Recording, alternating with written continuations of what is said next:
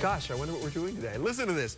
35% of us say we find the commercials in the Super Bowl more interesting than the actual game. That's the latest book from Rasmussen. It's no wonder that the companies pull out all the stops. This year, a 30-second spot during the Super Bowl will cost you $3 million.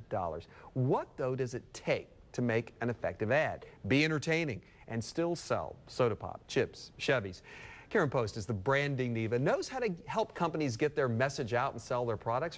Her book is called Brain Tattoos. One of our favorite people here on the Your Turn. Good to see you, hon. Good to be here. Welcome Thank back. you. Fellow Texan.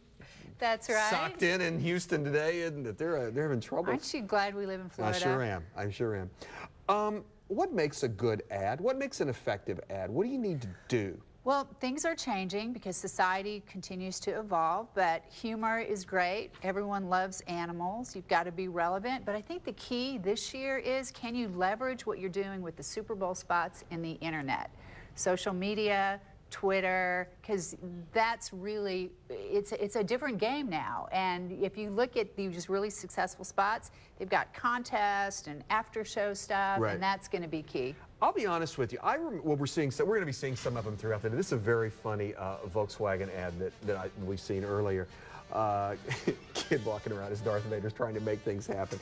I'm amazed that this many of these ads are already out there, that you can go on the internet. I mean, we got them all into the newsroom just because we get them for news stories, but you can go anywhere and find these ads. Used to, you would see the ad during the Super Bowl, maybe even only once, right? Well, that's called marketing and branding leverage. Most of these folks, when they committed to buy these ads, it was in December of last year. That's when they started creating the buzz, and that's what this is about. You know, the biggest, how you can stretch it, explode the attention. That's what it's about.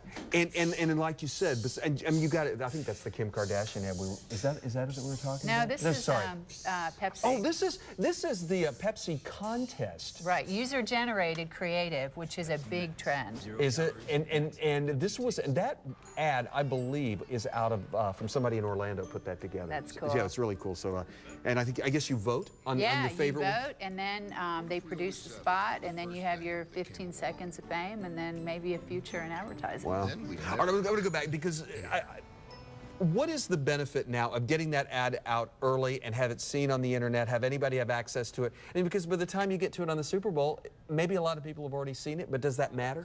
Well, it does matter, you know, because publicity is of high value to a business, and all that pre-game stuff is publicity. It's not what they pay for. Then they pay for the spot, and then there's contest after the game. What did you like? What didn't you like? You know, so so the duration of the value of this $3 million investment, which is just the media time, then they spend another million or two on the production, and then, you know, to promote it. So a lot of these advertisers are spending $10 million on one message. We've got an email from Dwayne. I want to get to it because I think this is kind of what we're about today. I only watch for the ads. They're more interesting than the game by far. We'll see. But I mean, you know, as I said in the Rasmussen poll, there are a lot of people who... But this is going to be a great game. Two very high-profile teams that have a huge following, not just their hometown. Right. Yeah.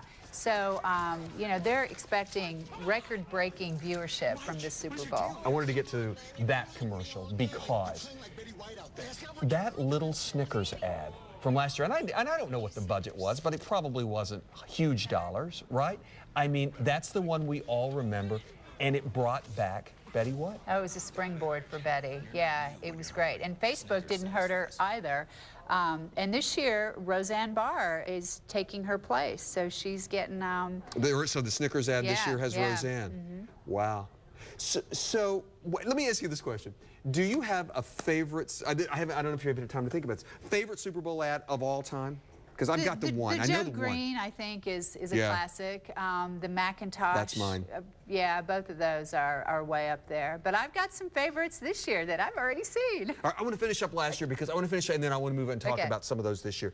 Do you remember last year the controversy, the crazy controversy going in because they wouldn't release it, they wouldn't let you see it? It was that Tim Tebow ad. Yeah. And I mean, there it is right now, Tim with his mother. And there was this thing, it was going to be an anti-abortion ad, and it was going to be right-wing Christian, and it was going to be all this. And it turned out it was pretty much, it was sweet and kind and gentle. and it was, and it really was nothing like it was Yeah, built to be. but But they got their publicity. They didn't did, and for a couple years, they actually banned the advocacy cause-related ads. Now they're not banned, so we may see, you know, some environmental ads, political ads. You know, it's hard to tell what we're going to see until Sunday. But they still do. I mean, they still don't. They don't let everything go on, right? No, everything has to be approved. But a lot of companies will produce spots that they know are going to get rejected, and again, they will leverage that, get lots of publicity, put them on their website. GoDaddy is famous for that. Too edgy for TV, so of course everyone wants to see it. Yeah. All right, let's get to it. What have you seen so far? I have seen just about all of them. All right, spoiler alert. If you no, don't go away. Just turn it down, but keep us here, okay? Some of my favorites, the Audi spots, I love. Yeah. It's about the luxury prison. Real tongue-in-cheek. Is that what those ads are? Yeah. Because Charlie and I were watching this back in the newsroom, and if you don't know right away what you're getting into, we've really given it away now, but it's Audi cars, and it's called a luxury prison. It's like a reality show. So funny. It's hysterical. I think that's my favorite. I like the Chrysler spots, that style. The career.com with the monkeys. I love monkeys. You've got to see this ad. But when you see it on Sunday night, if you haven't seen it yet, it is very, very funny. E-Trade, the two little babies, my favorite. They're back? Yeah, they're back and they're great. That's not getting gold? No, I think they're really fresh, great writing, entertaining. Okay. Now, the interesting thing is while the spots are entertaining, are they driving customers to buy their product? Let's leave it there. Okay. Because I want to bring that up. Because Okay. that's what you got to do. You got to buy the stuff. We're going to talk about that with Karen when we come back. Stay with us.